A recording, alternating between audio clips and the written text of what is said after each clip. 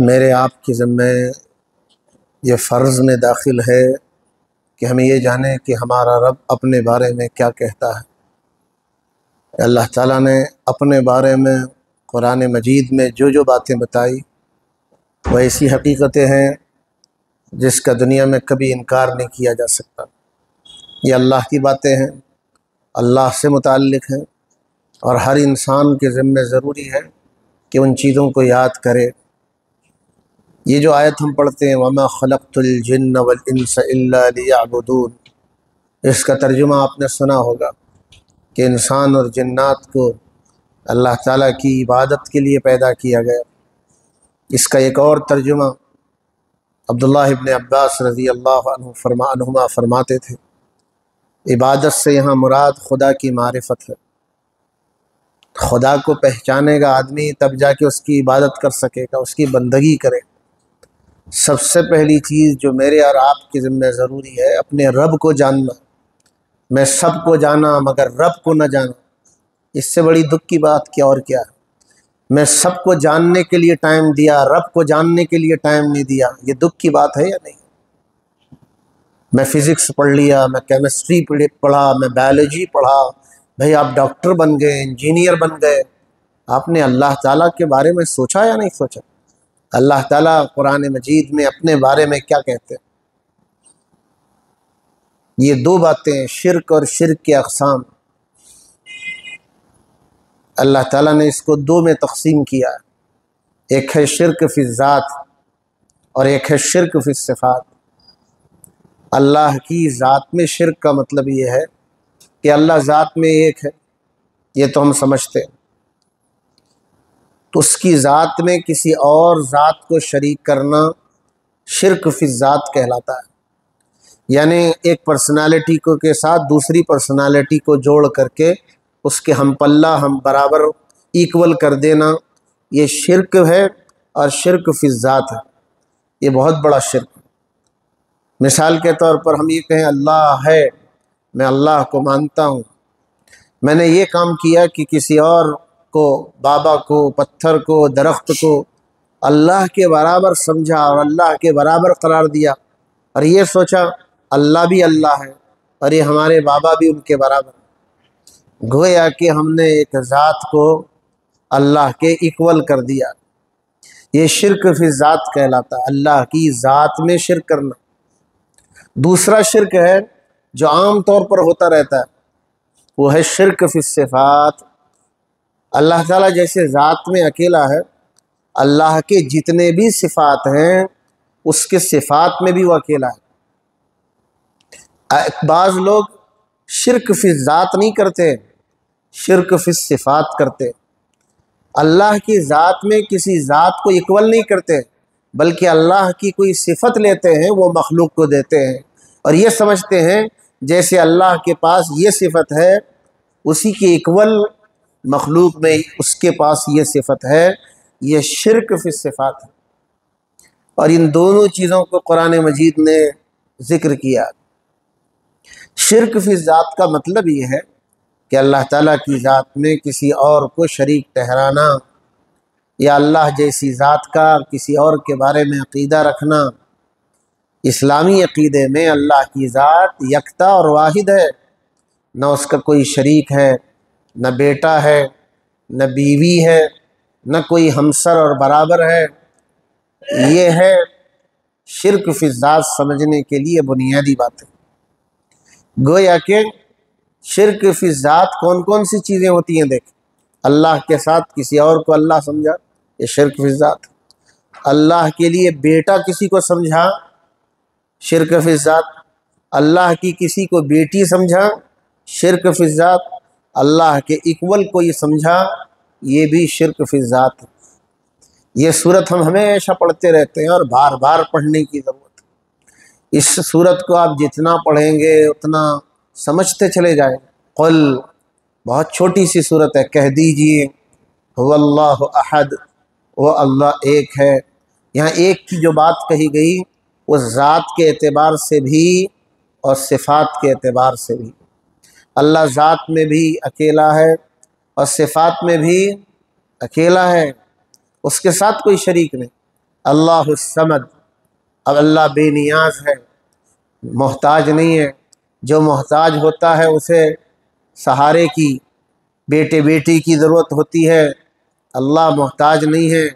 اسی لیے سورہ اخلاص میں پھر بیٹا اور بیٹی کا تذکرہ بھی، لم یلد، اس نے کسی کو جنا نہیں، اس کا کوئی بیٹا بیٹی نہیں، گویا کہ یہاں پھر دہرایا گیا ولم یولد، نہ اس کی امی ابا ہیں، وہ جنا نہیں گیا، ولم یکن لہ کفوا احد، اس کے برابر کوئی نہیں ہے۔ اس صورت کو آپ 10 مرتبہ پڑھیے، 11 مرتبہ پڑھیے، دیکھیے، سوچیے، غور و فکر کیجیے اللہ تعالیٰ کیا فرما رہے ہیں اپنی ذات کے بارے میں۔ اسی طرح دوسری دلیل قرآن میں سورہ رات کی آیت نمبر 16 ہے، ام جعلوا للہ شرکاء، کیا لوگوں نے اللہ کے شریک بنا لیا؟ لوگوں نے اللہ کا شریک بنا لیا۔ کیسے شریک؟ ایک سوال ہے، کیسے شریک؟ خلقوا کخلقہ، انہوں نے بھی ایسے ہی پیدا کیا ہو مخلوق کو جیسے اللہ نے پیدا کیا۔ خلقوا کخلقہ، کہ جن کو تم نے خدا کے برابر کر دیا انہوں نے بھی ایسا ہی پیدا کیا ہو جیسے اللہ نے پیدا کیا۔ فتشابہ الخلق علیہم، پھر مخلوق سمجھ میں نہیں آ رہی کون سی اللہ کی مخلوق ہے اور کون سے فلاں خدا کی مخلوق۔ کیا ایسا ہے؟ سب تو اللہ نے بنایا، وہ بھی خود اللہ کے بنائے ہوئے ہیں، پھر وہ اللہ کے شریک کیسے ہو سکتے ہیں؟ ام جعلوا للہ شرکاء، لوگوں نے اللہ کے شریک بنا لیا ہے۔ یہ بنا لیا ہے اسی لیے تو کہا جا رہا ہے۔ پھر اللہ کہہ رہے ہیں کیا انہوں نے کسی کو پیدا کیا ہو جیسے اللہ پیدا کرتا ہے، کہ پھر مخلوق کو دیکھ کر تمہیں شبہ ہو رہا ہے اس کا خدا کون، اس کا خدا کون؟ اللہ تعالیٰ یہ سوچنے کی دعوت دے رہا ہے اور بتا رہا ہے مخلوق تو سب اللہ کی ہے، جس کو تم خدا سمجھتے ہو وہ بھی خود اللہ کی مخلوق ہے، اسی لیے اللہ کا کوئی شریک نہیں ہے۔ سورہ بقرہ کی آیت نمبر 22، فلا تجعلوا للہ اندادا، اللہ کے ساتھ شریک نہ ٹھہراؤ، اللہ کے ساتھ کسی اور کو شریک نہ ٹھہراؤ، وانتم تعلمون، حالانکہ تم جانتے ہو اللہ کا کوئی شریک نہیں ہے، پھر بھی تم کیا کرتے ہو؟ اللہ کی ذات میں اور کبھی اللہ کی صفات میں شریک کرتے ہو۔ یہ مثالیں ہیں شرک فی الذات کی۔ شرک فی الذات مجھے سمجھنا ہے، کہیں مجھ سے غلطی نہ ہو، یہ اس کی مثال ہے۔ اللہ کے لیے بیٹے یا بیوی کا عقیدہ رکھنا شرک فی الذات ہے، جیسے عیسائیوں کا حضرت عیسیٰ علیہ السلام کو اللہ کا بیٹا کہنا شرک فی الذات ہے۔ کسی نبی کو، کسی ولی کو، کسی فرشتے کو اللہ کی ذات میں شریک سمجھنا شرک فی الذات ہے۔ مشرکین مکہ کا بتوں کو اللہ کا شریک ٹھہرانا شرک فی الذات ہے۔ اب اور لیٹسٹ مثالیں ہماری بھارت کی لیجیے آپ۔ بھارت میں جو مسلمان ہیں اس پر سیریز چلانے کی ضرورت ہے۔ بھارت کے مسلمان کیا ہیں، قرآن کیا ہے اور ہم کیا ہیں، نہ جانے کس کس کو خدا کے شریک ہم کر رہے ہیں۔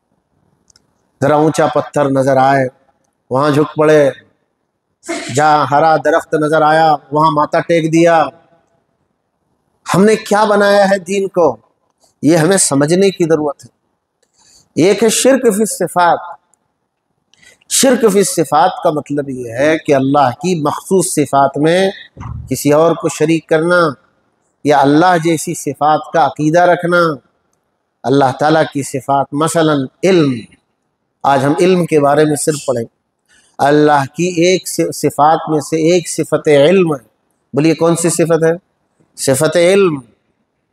اللہ کی جو صفت علم ہے، صرف اگر اس پر بحث کی جائے، قرآن کی آیتیں جمع کر کے سامنے پریزنٹیشن دکھا کر کے سمجھایا جائے، گھنٹوں لگیں گے۔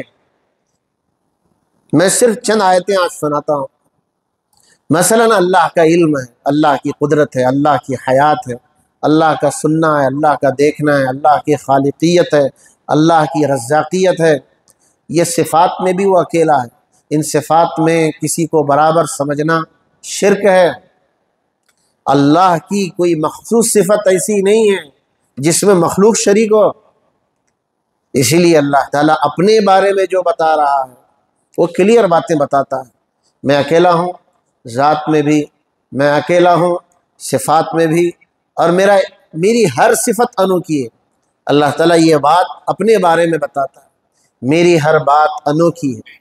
جیسے ہم ابھی اللہ تعالیٰ کی صفت علم پڑھیں، اللہ تعالیٰ کی صفت علم جاننا، اس کے بارے میں آپ جتنا بھی غور کریں، کوئی پہاڑوں میں چھپ نہیں سکتا، کوئی دریاؤں میں چھپ نہیں سکتا، کوئی فضاؤں میں رہے، کوئی جنگل میں رہے، کوئی اندھیرے میں رہے، کوئی بند قلعے میں رہے، کیا کوئی اللہ کے علم سے چھپ سکتا ہے؟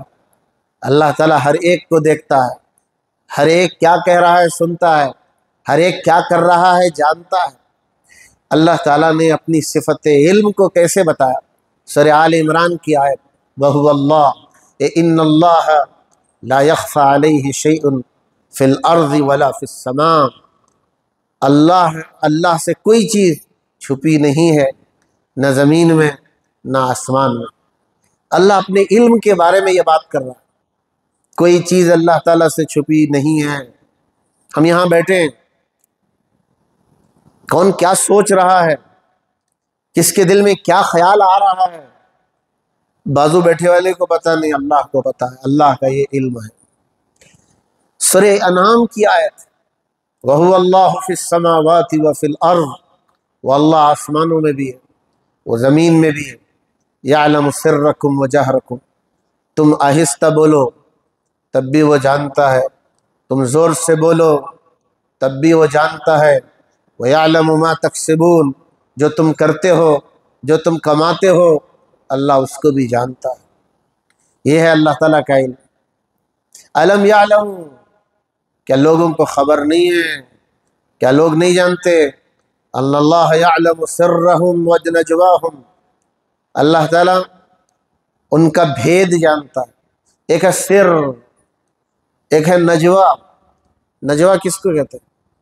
دو لوگ مل بیٹھ کے کان میں آپس میں بات کریں، تیسرے کو خبر نہیں ہو، یہ دیکھیے نجوا کہتے ہیں۔ دو آدمی مل بیٹھ کے بات کریں، تیسرے کو پتہ نہیں، اس کو نجوا کہتے ہیں، سرگوشی کہتے ہیں، مشورہ کہتے ہیں۔ اور سر کہتے ہیں آپ اپنے آپ سے بات کریں، آپ اپنے آپ سے سوچیں۔ اسی لیے دنیا میں ڈیلی جو تھاٹس آتے ہیں، ہر انسان کو 70,000 خیالات آتے ہیں۔ سائنس یہ کہتی ہے روزانہ انسان سب سے زیادہ اپنے سے بات کرتا ہے، اور یہ حقیقت ہے۔ میں اپنے آپ سے جتنا بات کرتا ہوں، اور آپ اپنے آپ سے جتنا بات کرتے ہیں، کسی اور سے آپ نہیں بات کرتے۔ وہ آپ جو بات کر رہے ہیں نا، اس کو سر کہتے ہیں۔ أَلَمْ يَعْلَمُوا، کیا لوگ نہیں جانتے؟ أَنَّ اللَّهَ يَعْلَمُ سِرَّهُمْ، ان کی جو سر ہے، ان کی جو بھید ہیں، ان کی جو راز ہیں، ان کی جو سینوں میں ہیں، نہ ان کے ماں باپ کو پتہ، نہ ان کے فرینڈ کو پتہ، صرف انہی کو پتہ ہے، وہ بھی جانتا ہے۔ وَنَجْوَاهُمْ، اور جو تم مل بیٹھ کے آپس میں چھپ چھپ کے بات کرتے ہو، اس کو بھی جانتا ہے۔ اللہ کون ہے؟ وَأَنَّ اللَّهَ عَلَّامُ الْغُيُوبِ، تب تمام غیب کی چیزوں کو جاننے والا تو صرف اللہ ہے۔ سورہ سبا کی آیت، لا يعزب عنه مثقال ذرة في السماوات ولا في الارض، ذرہ کہتے ہیں ایٹم کو۔ اب ایٹم میں تو بعض ایٹم ایسے ہیں جو مائکروسکوپ سے دیکھنا پڑتا ہے، کھلی آنکھوں سے نہیں دیکھ سکتے۔ کرونا وائرس آیا تھا، تب لوگوں کو پتہ چلا یہ کتنا یہ کرونا کتنا بے حیثیت ہے یار، دکھائی بھی دیتا نہیں، ہاں دکھائی بھی نہیں دیتا تھا، مگر اچھے اچھوں کی جان لینے لگا، بظاہر ایسا محسوس ہونے لگا۔ لیکن وہ اللہ نے بنایا اسے کیسا؟ اللہ تعالیٰ کہہ رہا ہے لا يعزب عنه مثقال ذرة، ذرہ برابر کوئی چیز آسمانوں میں ہے وہ اللہ سے چھپی نہیں، زمین میں ہے وہ اللہ سے چھپی نہیں ہے۔ ولا اصغر من ذلك ولا اکبر، چھوٹی سے چھوٹی چیز، بڑی سے بڑی چیز، الا فی کتاب مبین، اللہ کی کھلی کتاب میں لکھی ہوئی ہے۔ گویا کہ اللہ تعالیٰ کا علم اتنا اونچا ہے کہ اس کا علم سمجھنے کے لیے یہ آیات ہے۔ سورہ انعام کی آیت نمبر 59، وعنده مفاتیح الغیب، اسی کے پاس غیب کی چابیاں ہیں۔ کھل جا، ہمارے یہاں بولتے تھے کھل جا، کیا بولتے تھے؟ سم سم۔ اب خزانہ کھلے گا، اچھا۔ وَعِندَهُ مَفَاتِيحُ الْغَيْبِ، غیب کی ساری چابیاں کس کے پاس ہیں؟ اللہ کے پاس ہیں۔ لا يعلمها الا هو، اس کے سوا کوئی نہیں جانتا۔ غیب کی سارے خزانے کو وہی جانتا ہے۔ کیا کیا کو جانتا ہے اللہ؟ وَيَعْلَمُ مَا فِي الْبَرِّ وَالْبَحْرِ، خشکی میں کیا ہے اللہ جانتا ہے، سمندر میں کیا ہے اللہ جانتا ہے۔ وَمَا تَسْقُطُ مِن وَرَقَةٍ إِلَّا يَعْلَمُهَا، کوئی درخت سے پتا گرتا ہے اس کو بھی اللہ جانتا ہے۔ وَلَا حَبَّةٍ فِي ظُلُمَاتِ الْأَرْضِ، زمین کے اندھیریوں میں ایک دانہ چھپا ہوا ہے، کسان کو پتہ نہیں، کسان کیا جانے گا؟ دانہ ڈال کے وہ بھول چکا ہے، لیکن زمین کی تہوں میں جو دانہ چھپا ہے اس کو بھی اللہ جانتا ہے۔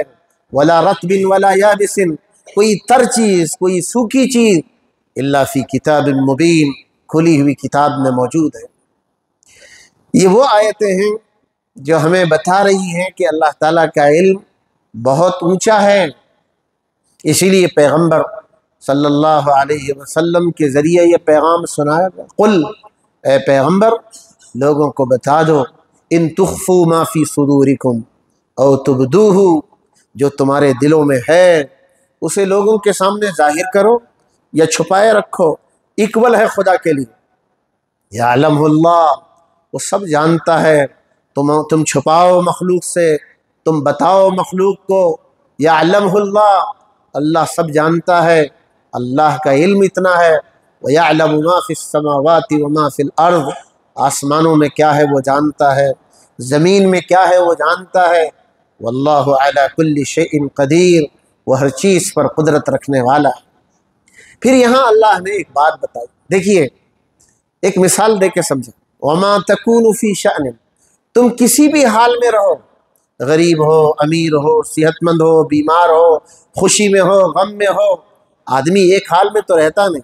اللہ تعالیٰ نے بتایا وما تکون فی شأن، تم کسی حال میں رہو۔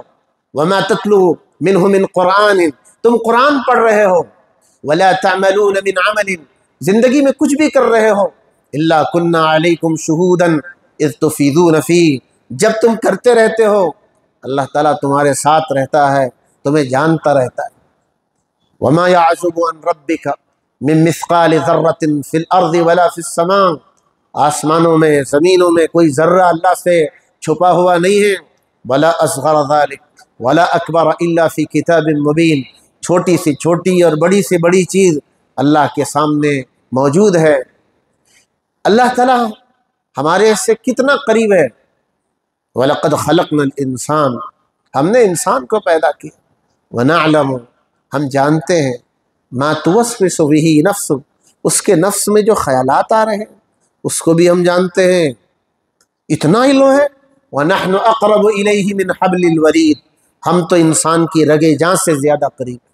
یہ آیت تو آپ نے سنی ہو، ایک رگ ہے جس پر ہماری جان ڈیپینڈ ہے، وہ رگ موجود ہے تو زندہ ہے۔ اللہ تعالیٰ کہہ رہے ہیں اس رگ سے زیادہ ہم انسان سے قریب ہیں۔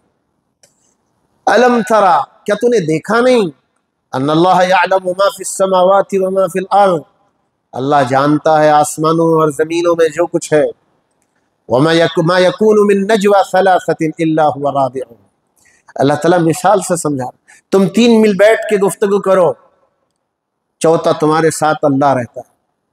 ولا 5 الا هو سادسهم، تم 5 مل بیٹھ کے گفتگو کرو، چھٹا تمہارے ساتھ اللہ ہوتا ہے۔